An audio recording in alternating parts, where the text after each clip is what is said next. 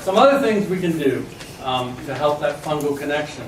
So you've probably heard of biochar, and in the handout you see some recommendations what I talk about in terms of amendments for the tree, and we can explore that more later.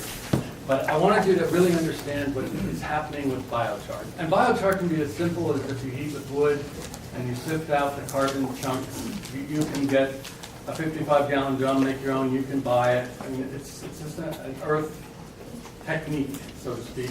But it's totally about mycorrhizal fungi. So the fascinating part about biochar from the nutrient side is that because of electrostatic attraction, nutrients can be absorbed by the biology, but they're pretty much replaced in that crystalline porous structure of a biochar hunk. And in that sense, I think of biochar as like a rechargeable battery. And when I start to talk about planting a tree and getting things going in the direction I'm talking, I'm very aware that that fungal system isn't developed early on. So if I can put some rechargeable batteries in the vicinity of the biochar, that helps. But it gets even more fascinating when we go deep and look inside the biochar.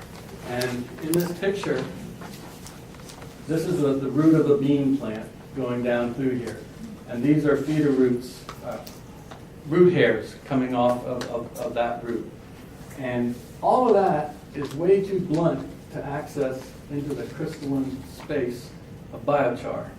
Similarly, all of that is too blunt to access into the interior of a soil aggregate.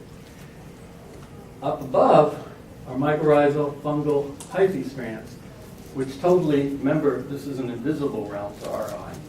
They're small enough to get into that place. They're the ones that can work the rechargeable battery.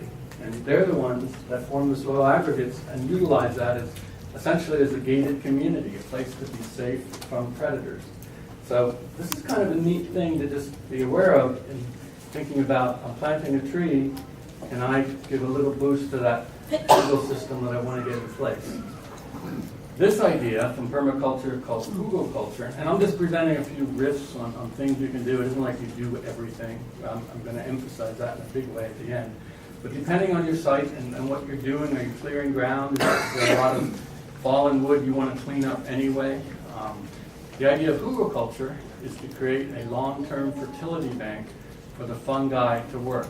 So the fungi, in this case, will be saprotrophic decomposition fungi, but mycorrhizal fungi work hand in hand with that. So by burying wood, we create a place where moisture can be retained, and also that whole process of lignins being broken down, releasing nutrients that mycorrhizal fungi can take up, becomes a practical matter in terms of how can I build soil. And again, if you didn't have the resource, I like to use this idea mostly on sloping ground, rolling terrain, and where we want to terrace. I'll do more of a hugelkultur thing on the downhill side, not like some long earthen dam, it's just pockets.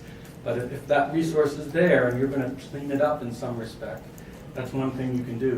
This picture, people did a swale down the middle. This is not an orchard that you access with a tractor. But you can integrate these ideas in there, just knowing that they're kind of fungal banking.